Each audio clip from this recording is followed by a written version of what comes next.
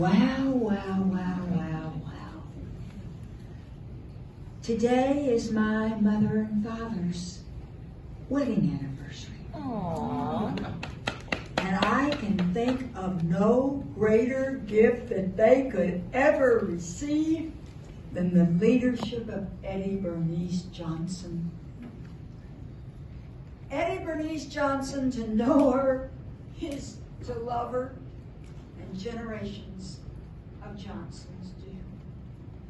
Eddie Bernice, Linda, and I believe you are our father's dream come true.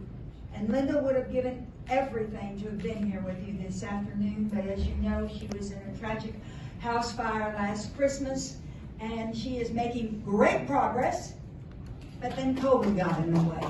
So she did not want to bring that best to you on this big day, but she sends her love and deepest respect always. Daddy believed in the talents of women and people who have supported our country, yet endured years of racial discrimination. He believed that public service was not only a noble profession, but its highest calling. He believed in the right for everyone to have decent health care and education, civil rights, and voting rights. You, Eddie Bernice, not only share those beliefs, but you personify them. Everyone needs someone to believe in. Since 1972, I have believed in you. As a Georgetown nursing student in 1965, I began my lifelong love affair with your first profession, nursing. I went on to serve on the board of visitors of Georgetown and chaired the BOV of the University of Texas at Austin's nursing school. When you were elected to the Texas legislature in 1972, you became my hero and that of nurses everywhere.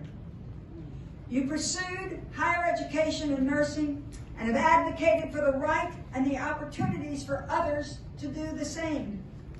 Your service in the House of Representatives, and especially as chair of the Science Committee, has given nursing a critically important voice at the table for science. This past July, I had the honor of a lifetime sharing a stage with you at the Texas Democratic Convention when the entire auditorium gave you a well-deserved standing ovation.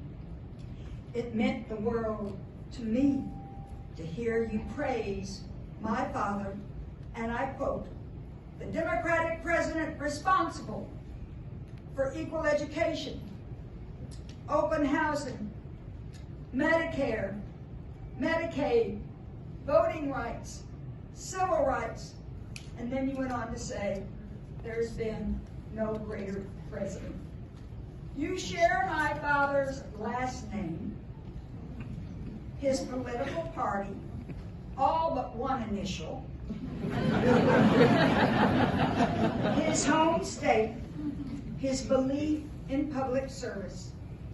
Your selfless service has kept his dream for social justice not only alive, but thriving. No member of the Congress could be a greater tribute to all my father tried to do. You said at the Texas Democratic State Convention that you were retiring from the Congress, but not from the Democratic Party. As a grandmother of 14, I am so grateful to hear your wisdom will continue to enlighten and guide us. It is just that you now have time to enjoy your family. But it is justice that your portrait will now hang in the House Committee of Science. Your portrait will inspire generations to continue the fight against injustice, so we will one day surely overcome.